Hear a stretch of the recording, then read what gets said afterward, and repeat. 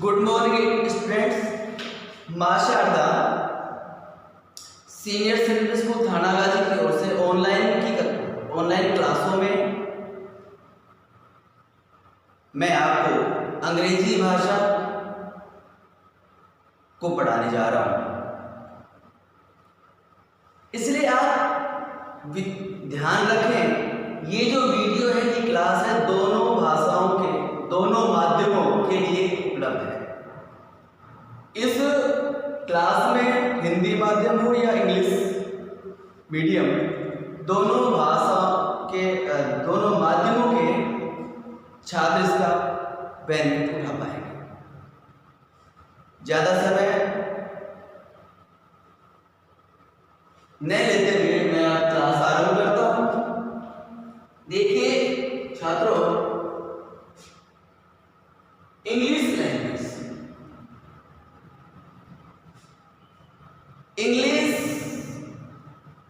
Language में, या मैं ये कहूँ कि संसार की विभिन्न भाषाओं में जो सबसे छोटी इकाई होती है, जैसे हिंदी में वर्ड होती है, ऐसे अंग्रेजी में alphabet.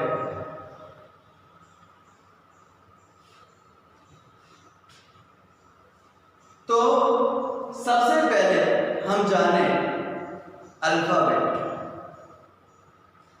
Alphabet is the smallest unit of the English language.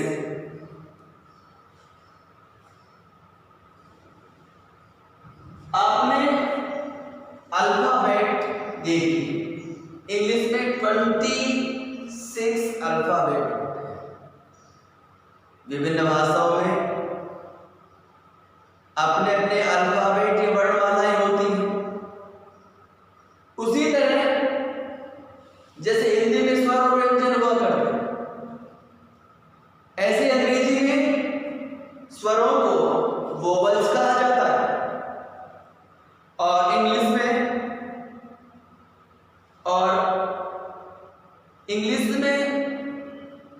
व्यंजनों को कॉन्सोनेंट कहा जाता है।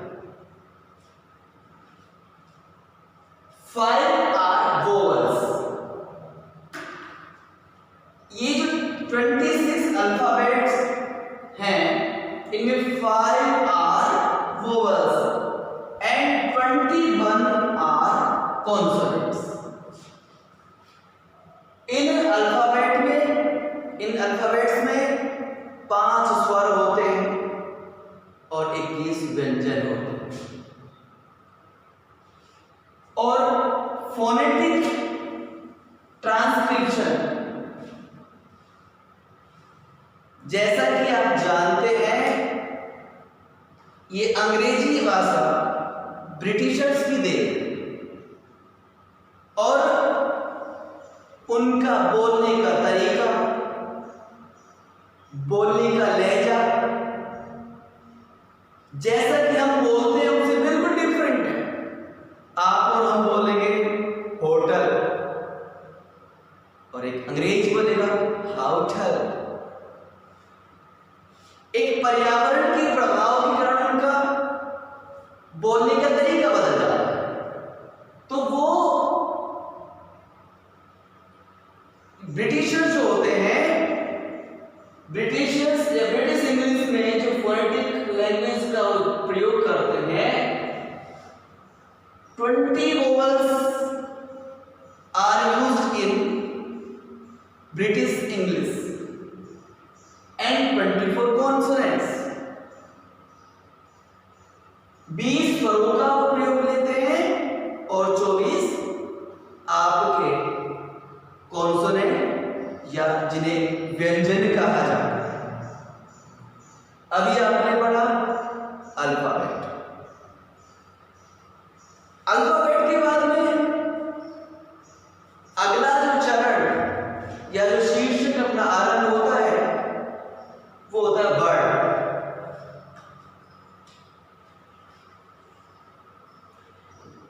सबसे पहले हम इसकी डेफिनेशन देख लेते हैं। Word is a group of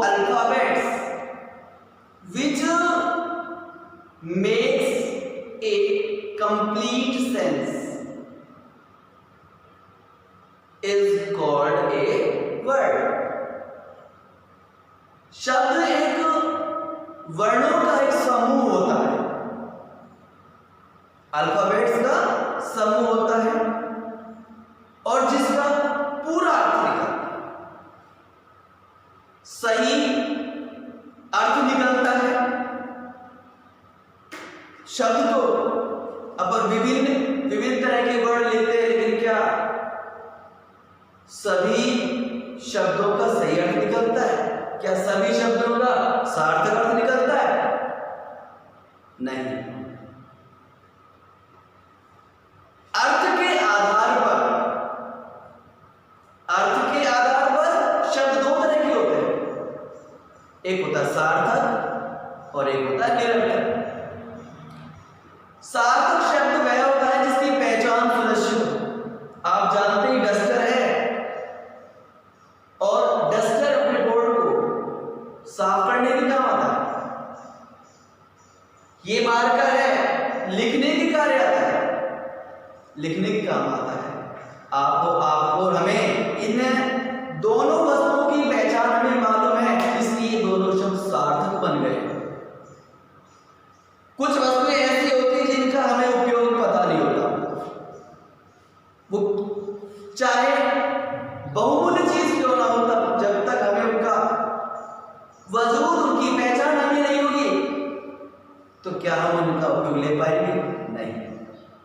इसलिए आप ध्यान दें कि शब्द अर्थ के आधार पर दो प्रकार का होता है, चाहे वो भाषा अंग्रेजी हो, हिंदी हो, संस्कृत हो या संसार की विभिन्न तरह की जो भाषाएं हैं, सब में अर्थ के आधार पर सार्थक और निरर्थक उनकी भाषाओं में उनका अलग अलग नाम हो सकता है।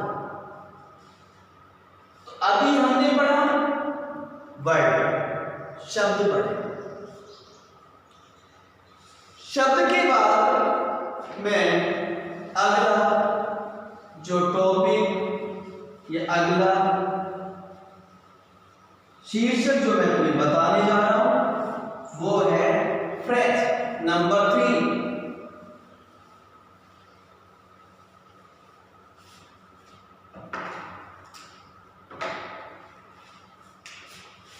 Number 3 is phrase.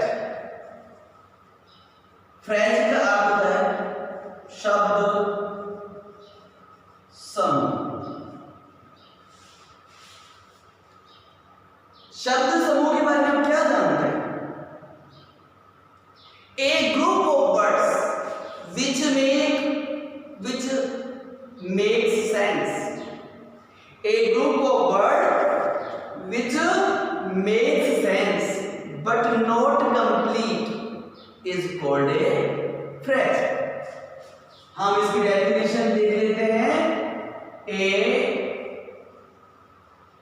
group of words which makes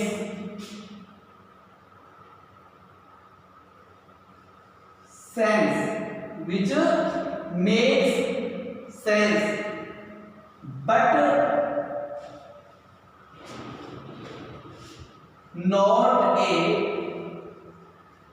complete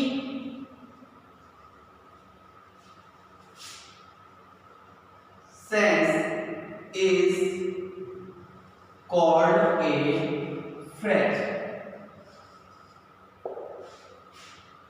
A group of words which makes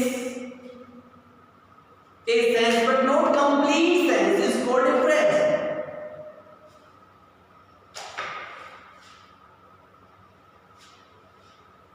एक शब्दों का वह समूह जिसका कोई अर्थ बनता लेकिन पूरा अर्थ नहीं बनता। अब पूरा अर्थ कैसे बनता? मैं कोई वाक्य बोलता हूं, एक बालक खेल के मैदान में दौड़ रहा है। इस हिंदी के वाक्य में आपका कर्ता भी है, क्रिया भी है, लेकिन फ्रेज में मतलब कर्ता और क्रिया नहीं होती, आवश्यक नहीं कि वो हो, फ्रेज में नहीं होती। तो इसमें कहने का मतलब है सब्जेक्ट और प्रेडिकेट नहीं होता। वाक्य के दो आवश्यक अंग होते हैं, एक का नाम है सब्जेक्ट और एक होता है प्रेडिकेट। सब्जेक्ट का अर्थ होता है कर्ता, और इसका दूसरा नाम और भी होता है उद्देश्य, और प्रेडिकेट का अर्थ होता है विधेय। और प्रेडिकेट का जो सबसे आवश्यक जो तत्व होता है वो होता है verb. Verb is the sound of a sentence. क्रिया किसी वाक्य की आत्मा होती है। जिस तरह आपको अपना जीवन जीने के लिए आपके शरीर में आत्मा का होना जरूरी होता है, उसी तरह किसी वाक्य में यदि क्रिया नहीं है तो वो पूरा वाक्य नहीं कहलाता।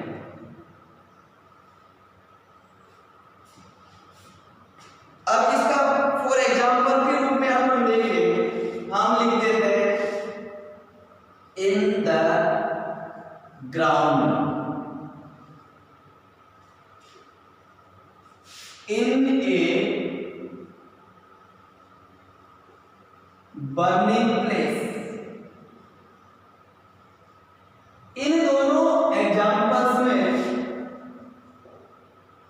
आपको कहीं भी कोई कर्ता दिखाई दे रहा है या तो कोई प्रेडिकेट दिखाई दे रहा है, क्योंकि प्रेडिकेट तब माना जाएगा जब उसमें क्रिया हो। तो ये था आपका नंबर 3 फ्रेज। इसके बाद जो मैं नेक्स्ट टॉपिक पर बात करना चाह रहा हूं, number 4 is fragments.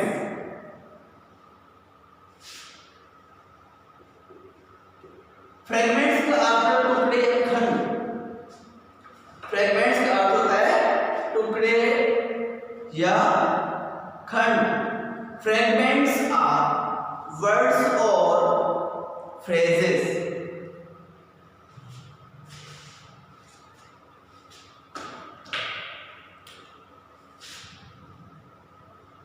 Fragments are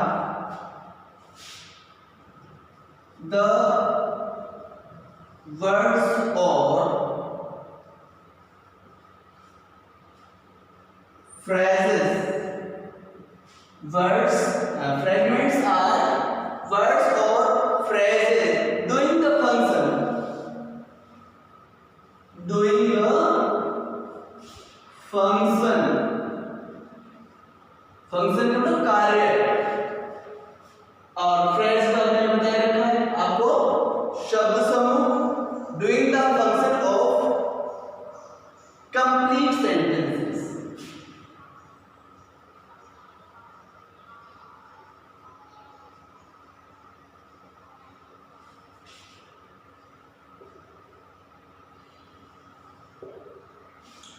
fragments शब्द और शब्द समूह जो कि एक पूर्ण वाक्य के रूप में कार्य करते हैं,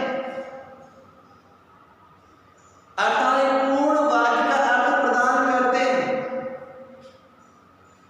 They do not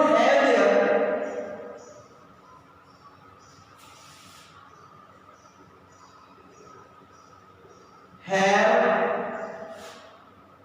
their own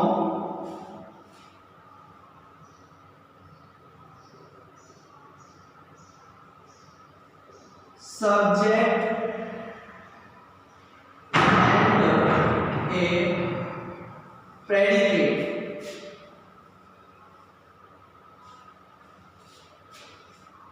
fragments खंड, लेकिन ये एक पूरे वाक्य का अर्थ प्रदान करते हैं, लेकिन इनमें कोई ना ही तो कोई कर्ता होता है या सब्जेक्ट होता है या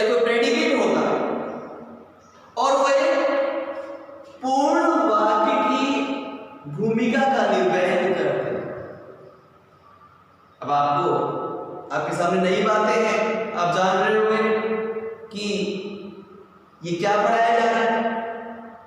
मेरा कहने का मतलब है, मैंने एक शब्द लिखा बेटा गुड आइडिया। हर एक छोटे से बच्चे के मुंह से निकलता बहुत अच्छा विचार, अच्छा विचार। क्या इस सेंटेंस में, क्या इस फ्रेगमेंट में कोई सब्जेक्ट है? नहीं। प्रेडिकेट है? नहीं। यहां पर इस संरचना में गुड एक एडजेक्टिव है, आइडिया एक विचार है जो कि नाउन है।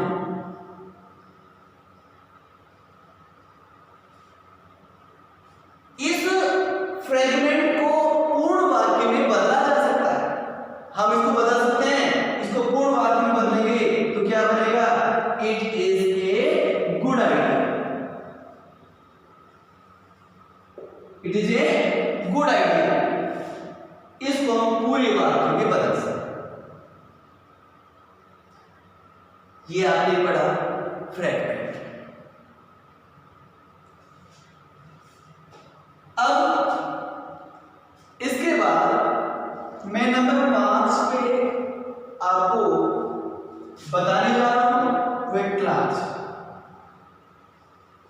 और क्लास का अर्थ होता है उपवाक्य। उपवाक्य सबसे पहले आपको मैं बताना चाहूंगा कि पूर्ण वाक्य में सब्जेक्ट और एक प्रेडिकेट होता है, लेकिन उपवाक्य ऐसा होता है जिसका स्वयं का सब्जेक्ट और प्रेडिकेट भी होता है, लेकिन वो किसी दूसरे वाक्य का एक भाग होता है जो एक दूसरे वाक्य की सहायता वो करता है। क्लास इज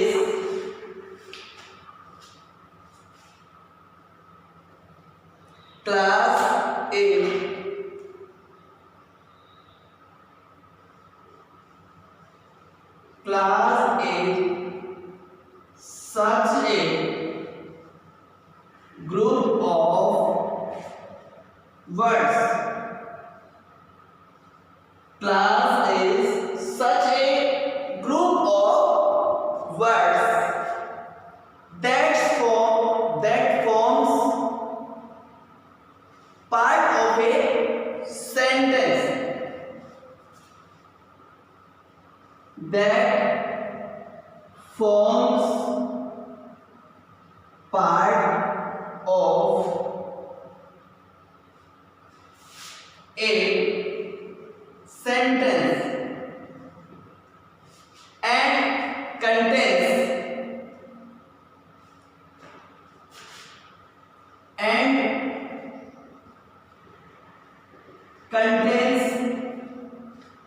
a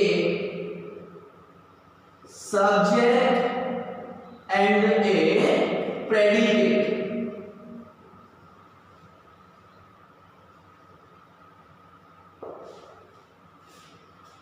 जैसा कि इसकी डेफिनेशन से आपको पता है, उपवाक्य ऐसे शब्दों का समूह होता है।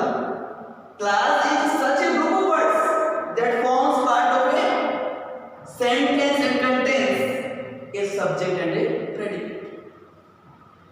उपवाक्य शब्दों का ऐसा समूह होता है जो कि एक वाक्य के भाग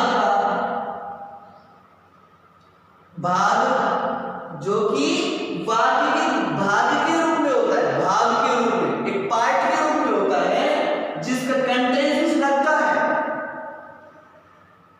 स्वयं एक सब्जेक्ट एंड ए प्रेडिकेट। अब एक एग्जाम्पल के रूप में मैं आपको बता रहा हूं। एवरीबडी नोज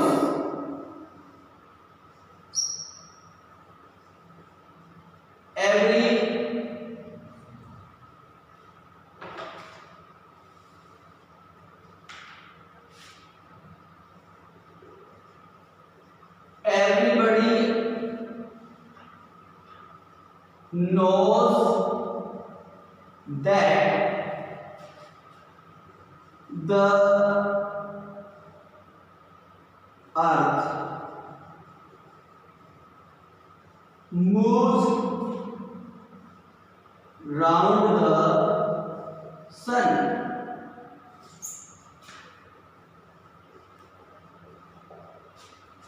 आपके सामने ये एक एग्जाम्पल प्रस्तुत है। आप देखिए दैट से लेकर के सन तक ये आपका क्लास है। ये पूरा वाक्य है, इसमें एवरीबॉडी आपका सब्जेक्ट है और नो से लेकर के पूरा का पूरा आपका प्रेडिकेट की भूमिका निभा रहा है। और आपको मैंने बताया था कि प्रेडिकेट में वर्ब का होना जरूरी है और आपने यहां वर्ब देखी। और अभी मैंने आपको क्लास की परिभाषा बताई कि class is such a group of words that forms part of a sentence and contains a subject and a predicate। आपको इसका मतलब है कि आप देखिए ये दैट एक कंजंक्शन है इन दोनों वाक्यों को जोड़ने के लिए, और इसमें स्वयं का सब्जेक्ट अर्थ है और मुंह से लेकर सन तक आपका प्रेडिकेट के रूप में आता है। ये आपने पढ़ा क्लास। क्लास कुल मिलाकर के किसी दूसरे वाक्य का एक भाग हुआ करता है। अभी आपने क्लास पढ़ा। अब हम नेक्स्ट जो टॉपिक पढ़ेंगे वो पढ़ेंगे सेंटेंस।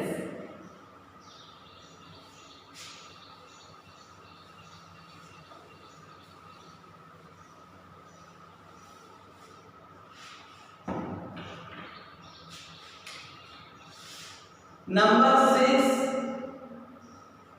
हम पढ़ेंगे सेंटेंस, और सेंटेंस का अर्थ होता है वाक्य।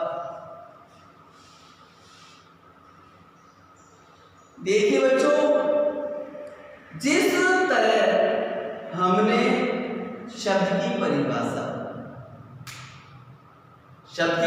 मैंने बताई थी आपको, word is a group of alphabets which makes a complete sense is called a word। as it is हम सेंटेंस की परिभाषा में याद कर सकते हैं। सेंटेंस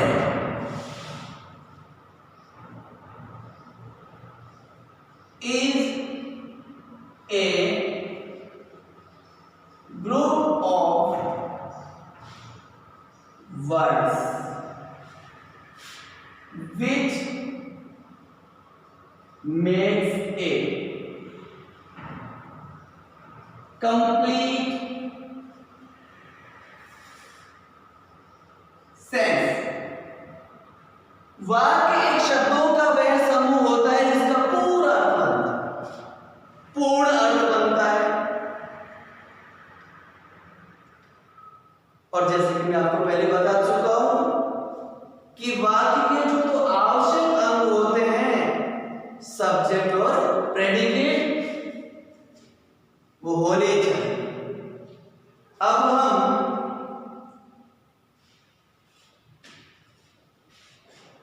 मैं आपको संक्षेप में kinds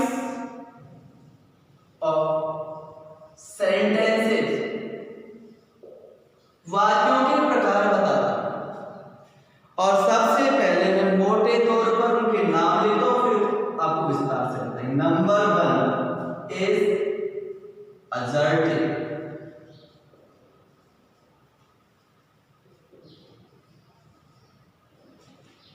number 2 is interrogative sentences।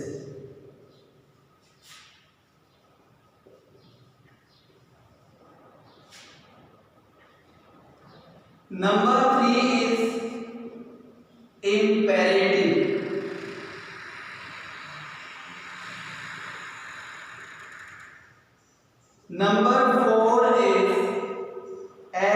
Exclamatory sentences.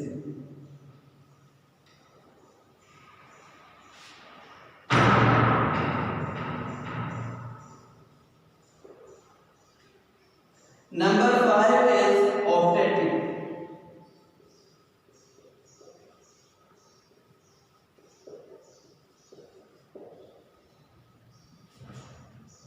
देखिए, सबसे पहला असर्टिव जो सेंटेंस है इसको डिक्लेरेटिव्स भी कहा जाता है। डिक्लेरेटिव्स, इसमें स्टेटमेंट दिया जाता है, कोई भी स्टेटमेंट या स्टेटमेंट जो है कहने का मतलब जो व्यक्ति सकारात्मक या नकारात्मक रूप से किसी से संवाद करता है वह आपका असर्टिव सेंटेंस होता है। जहां स्टेटमेंट पॉजिटिव होगा वह अफर्मेटिव सेंटेंस होगा। जहां स्टेटमेंट नकारात्मक शब्दों के रूप में होगा वो आपका नेगेटिव सेंटेंस होगा। और उनमें नकारात्मक शब्दों का प्रयोग होगा, जैसे नोट है, नो है, नन है, नोबडी है, सेल्डम है, अनेक शब्द। उन शब्दों का प्रयोग नकारात्मक शब्दों में होता है। नंबर 2 इंटेरोगेटिव सेंटेंस है, जिनसे प्रश्न पूछे जाते हैं। बहुत सारे WH वर्ड हैं और उनसे प्रश्न बनाए जाते हैं। सहायक क्रिया से प्रश्न पूछे जाते हैं।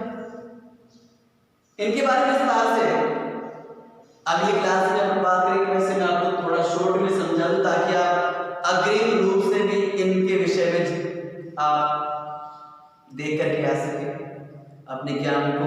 वो कहते हैं कि जो व्यक्ति पहले पढ़ के आता है तो उसका ज्ञान बहुत शीघ्र ही सुदृढ़ हो जाता है, बहुत जल्दी सीखता है। इंपेरेटिव जो सेंटेंस होता है आज्ञा, इसमें जो भाव होंगे आज्ञा, आदेश, सलाह, निवेदन, प्रार्थना आदि के भाव होते हैं। इसके बाद एक्सक्लेमेटरी सेंटेंस विस्मयादिबोधक वाक्य भी होते हैं जिसमें आश्चर्य प्रकट होता है। इंसान को एक अचानक झटका लगता है। आश्चर्य कब होगा?